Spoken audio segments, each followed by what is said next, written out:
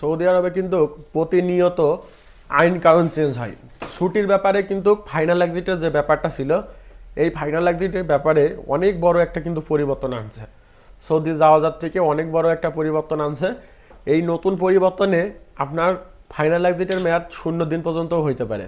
আগে যখন সৌদি আরব থেকে কোনো কর্মীকে ফাইনাল এক্সিট দেওয়া হতো, তখন কিন্তু সে 60 দিন সময় পাইতো। 60 দিন সৌদি আরবে অবস্থান করার জন্য সময় পাইতো। 60 দিনের ভিতরে তার যে সমস্ত কার্যক্রম আছে সেইগুলোকে ক্লোজ করে সে কিন্তু তার দেশে ফেরত যেতে পারতো। কিন্তু বর্তমানে নতুন নিয়ম অনুযায়ী যাওয়াজাতের যে নতুন নিয়ম নিয়ে আসছে বা যে যাওয়াজাতের যে নতুন সিস্টেমটা নিয়ে আসছে, সেটাতে ফাইনাল এক্সিটের সময় আপনার ইকামার মেয়াদের উপর নির্ভর করবে। এখন আপনার ইকামার মেয়াদের উপর কিভাবে নির্ভর করবে? ধরেন আপনার ইকামার মেয়াদ আছে 10 দিন। ধরেন সাপোজ আপনার ইকামার মেয়াদ আছে 10 দিন। সেই ক্ষেত্রে আপনার কফিল যদি আপনাকে ফাইনাল এক্সিট দেয়, সেই ক্ষেত্রে এই নতুন নিয়ম অনুযায়ী আপনি ছুটির মেয়াদ পাবেন, অর্থাৎ সৌদি আরবে অবস্থান করার মেয়াদ পাবেন 10 দিন। অর্থাৎ আপনার যে ইকামার মেয়াদ যে কয়দিন আছে, আপনাকে ফাইনাল এক্সিট দিলে পারে সেই কয়দিন আপনি সৌদি আরবে অবস্থান করার জন্য সুযোগ পাবেন। যাদের দেখা যাচ্ছে ইকামার মেয়াদ 2 মাসের উপরে আছে, তাদের যদি ফাইনাল এক্সিট দেয়, সেই ক্ষেত্রে তারা 60 দিন পর্যন্ত সময় পাবে সৌদি আরবে অবস্থান করার জন্য।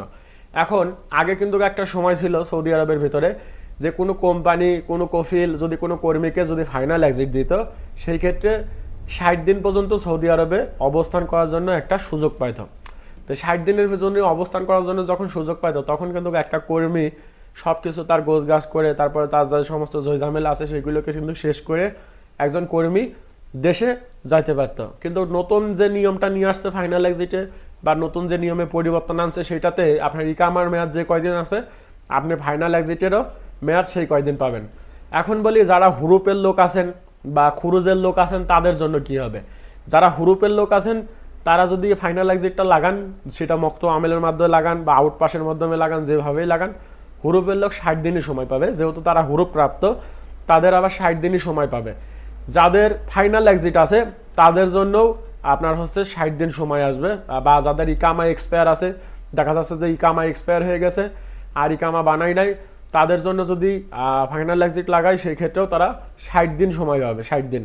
আর যাদের ইকামার মেয়াদ আছে, মনে করেন যে আপনার ইকামার মেয়াদ আছে আজকে, মনে করেন যে আজকেই আপনার ইকামার মেয়াদ শেষ হবে, অর্থাৎ আজকে মনে করেন যে এখন সকাল বাজে 10টা, আপনার হচ্ছে রাত 12টার পরে ইকামা মেয়াদ শেষ হয়ে যাবে। এখন যদি আপনার কফিল আপনাকে খুরুজ লাগাই দেয়, অর্থাৎ ফাইনাল এক্সিট লাগাই দেয়, সেই ক্ষেত্রে আপনি সময় পাবেন 0 দিন। 0 দিন বলতে কি, আপনাকে এখন যেহেতু খুরুজ লাগাইছে, আপনার কাছে মেসেজ আসছে, এখন থেকে রাত 12টার ভিতরে আপনাকে সৌদি আরব সাইডে চলে যাইতে হবে। যদি রাত 12টার পরেও আপনি সৌদি আরবে অবস্থান করেন, সেই ক্ষেত্রে আপনি সৌদি আরবে অবৈধ হিসেবে ঘোষিত হবেন। অবৈধ হিসেবে কেমন ঘোষিত হবেন? যেহেতু আপনার খুরুজের মেয়াদ চলে গেছে, সেহেতু আপনার অবৈধ হিসেবে ঘোষিত হবেন। পরবর্তীতে আপনাকে আবার কিন্তু খুরুজ লাগানোর জন্য খুরুজে যে ফি আছে, সেটা দিয়ে কিন্তু লাগাতে হবে। এই নতুন নিয়মে অনেকের কিন্তু অনেক সমস্যা হবে। অনেকের সমস্যা হবে, যেমন অনেকেরই কামার মেয়াদ আছে দেখা যাচ্ছে 5 দিন, অনেকেরই কামার মেয়াদ আছে 10 দিন, অনেকের 20 দিন। আপনাকে এখন ওই ইকামার মেয়াদের উপর ডিপেন্ড করে আপনি সৌদি আরবে ফাইনাল এক্সিট লাগাইলে পারে ওই ইকামা যে কয়দিন আছে, আপনি ওই ইকামার ওই কয়দিনই সৌদি আরবে থাকতে পারবেন। আগে যেমন একটা নিয়ম ছিল, আপনার ইকামা যে কয় মাসই থাক বা যে কয়দিনই থাক, ফাইনাল এক্সিট লাগাইলে পারে 60 দিন পর্যন্ত সৌদি আরবের ভিতরে অবস্থান করতে পারতেন। এখন কিন্তু এই সিস্টেমটা নাই। যাওয়াজাত থেকে ফাইনাল এক্সিটের যখনই এই পরিবর্তনটা নিয়ে আসছে, তখন থেকেই কিন্তু এই সমস্যাটা তৈরি হয়েছে। অনেকের ক্ষেত্রেই দেখা যায় যে কফিল আপনার ইকামার মেয়াদ শেষ হবে 2 দিন পরে বা 5 দিন পরে, কফিল না জানায় ফাইনাল এক্সিট লাগাই দিয়েছে।